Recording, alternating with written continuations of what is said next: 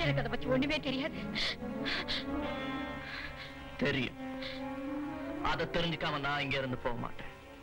சொல்லு சொல்லு. எனக்கு ஒண்ணுடாது. கொலை செஞ்ச அனுபவம் எனக்கு கிடையாது.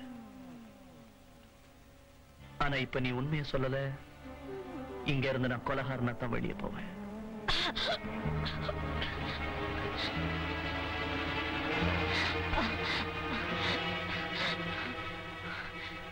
சொல்லு.